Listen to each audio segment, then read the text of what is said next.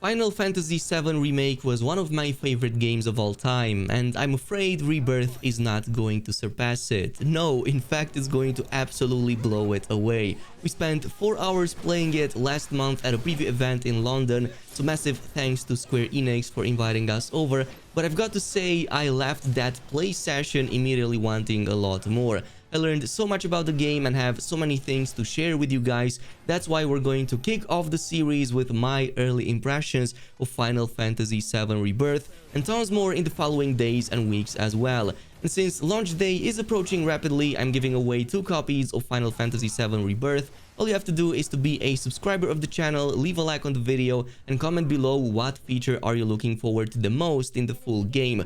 Winners will of course be announced before release day.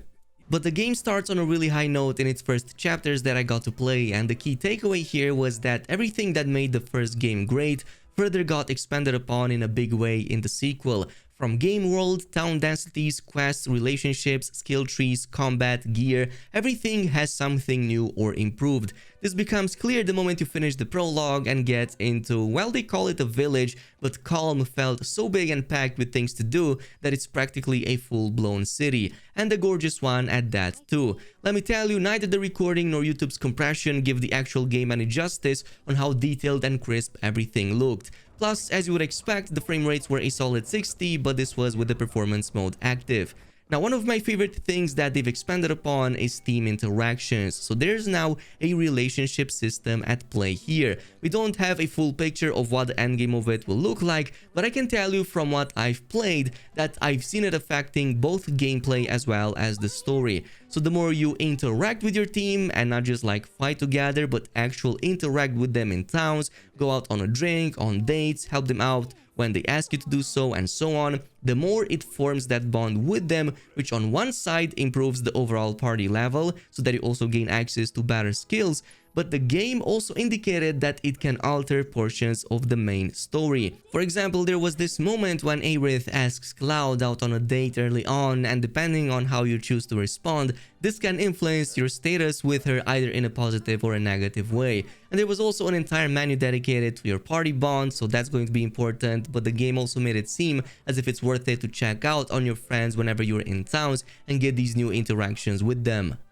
Speaking of the starting town, besides the plethora of merchants and new mechanics it shows, this is also when the game introduced me to Queen's Blood, a completely new and awesome card game that they've added just for Rebirth. And there was this moment, if you remember, after Witcher 3 when kinda everybody tried adding their own versions of Gwent in their games, but then that trend kinda ended and stopped for a few years. Well, FF7 Rebirth brings its own so far, and it's actually quite fun, despite going a bit over my head at first. So there are tons of NPCs you can challenge, win new powerful cards. There's even this whole tournament going on, so personally I can't wait to see more of it, as I did love a ton of that Gwent in Witcher 3. Now it appears simple at first, but there's quite a bit of strategy involved here too, so just to go over a quick gist of it, when you place a new unit in these tiles, they also get to boost adjacent tiles depending on the layout that you see on that specific card. And the more you boost other tiles, indicated by the number of pawns that they get to have,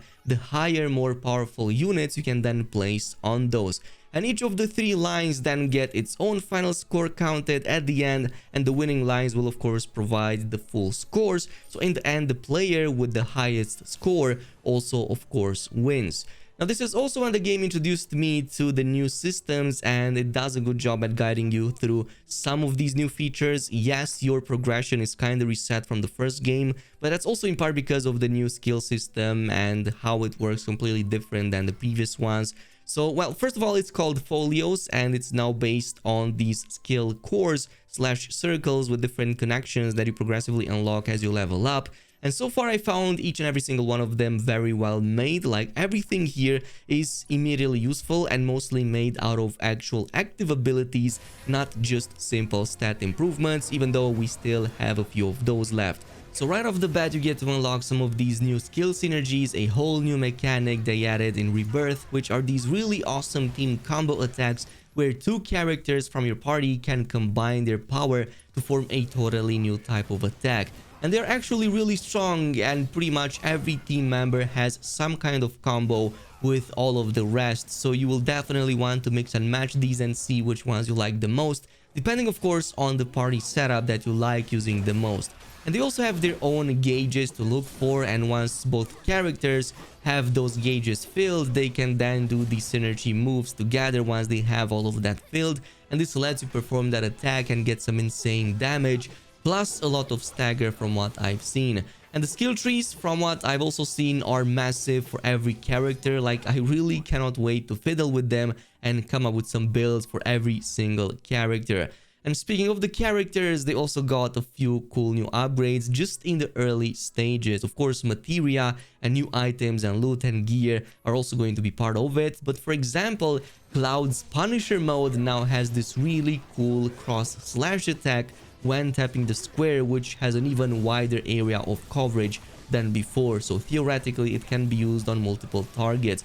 It, however, still makes you a little bit slow and stationary in that general area, so this is best used when you get somebody at least partially staggered or when you have an opening. But then if you follow up with a dodge during that, it of course turns you back into operator as usually, which now also lets you do these wind attacks from range in this specific sequence. I'm not sure if we had these attacks in the first game, so please correct me if I'm wrong because my memory is a bit foggy on that, but I'm pretty sure we did not have this. However, they are extremely useful. Similarly, Aerith now also becomes more mobile. Her triangle ward shift move now lets her teleport quickly to any ward that she has placed down.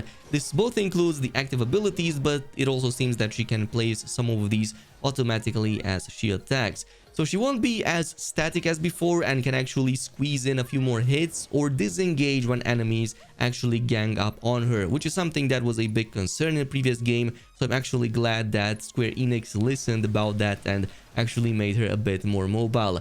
Now, I didn't find anything completely new for Tifa and Barret, though I'm pretty sure they do have some sort of new mechanics at play in there too. However, I focused a bit more on Red 13 since he's the new playable character, and definitely he has some amazing moves to play with. So Red is all about being super swift, doing counter attacks, and providing massive stagger via his Vengeance mode. So Vengeance mode fills up the more when you guard enemy attacks, which in turn also lets you follow up with a regular attack to perform a counter if you do it right after. So that can follow up with some big damage, but once you fill the Vengeance mode, this is when you can turn on that Rage mode, and basically this lets you become even faster, provide even higher damage attacks, and fill enemies' stagger meter much quicker. So if you want to like completely fill that in the early stages, at least Red 13 was definitely very fun to play with. His normal attacks may not be as high as others, but once he turns on that Vengeance mode, it definitely becomes a whole different story. Now, the game eventually opens up to the grasslands. This is when you truly feel like you hit the open world, because that's essentially where you're at. Going over a quick preview of the map, it looked and felt huge, and for good reason. Traversal has seen some massive improvements. Right off the bat, Cloud, and while all characters really, can easily jump, swim, and vault over most normal-sized obstacles. In fact, even some of the oversized ones can easily be jumped upon so that you can gain access to areas above. But for really tall structures or mountains and other similar areas, you will still need to use designated climbing spots. However, I found that these are quite abundant and there is no shortage of them. And you will need that because there are lots of hidden areas with lots of loot going on, both to pick up from the ground and then use into crafting and just improving items in general, but also lots of chests with extra loot. In fact, I will say that the loot game here is really strong, even stronger than how it was in the remake. Now, at first, there was also this quick moment when I felt that Rebirth was kind of starting to suffer a bit from the same typical drawbacks affecting most open world games out there, such as feeling empty, lifeless, stories not being interconnected, etc. However, that was quickly put to rest not long after, as you will soon get to see how much more alive the world actually is. There are plenty of smaller ranches and settlements around with their own little stories and side quests and activities, and even unmarked characters that can actually lead to major storylines with big outcomes. Like, I stumbled upon this random guy named Bill on the side of the road, and he opened up a mission at the nearby Chocobo Ranch, at the end of which I actually got my first mount. And the mission was also investigation style, so I kinda had to do a bit of sneaking to catch that damn bird and bring it back to the ranch, but it all felt very Witcher 3 style-y, sort of. Which I'm all up for because I absolutely love the quest philosophy in that game, and the design of that game is something that I'm still surprised to this day that so few developers ended up implementing, at least for the side stories. Now, once I got that mount though, it really changed the pace up of the gameplay. They move very fast, and they also function more than just a means of transportation. So they also have their own gear system with armor that you can buy and unlock for them, which also works really nice because you can definitely make them look the part. Like, if there's a cool set you really like, you can definitely customize your, well, in this case Chocobo, but there are other mounts in there too, including flying, that will have their own armors. So really loving these and the way they further increase customization. And since they are so fast and make navigation so easy, of course, races are going to help a ton to put all of those skills to the test. I only got a chance to complete one of them early on, but it was actually very fun. The movement for these mounts, again, feels solid, and the mount had both a good weight and a feel to it while speeding through corners. And while we're on the subject of side activities, I was also pleasantly surprised that, of course, Chadley made a return. It seems that he wants even more intel this time around on the whole world, basically. And he has a whole bunch of new challenges to complete in his simulator, which also, by the way, got a massive upgrade with new quests, new rewards, and of course, new summons to fight. In fact, a lot of them are very powerful, including one of these titans that you can fight with and get early on. However, he also handles these so-called Ramna Wave Towers.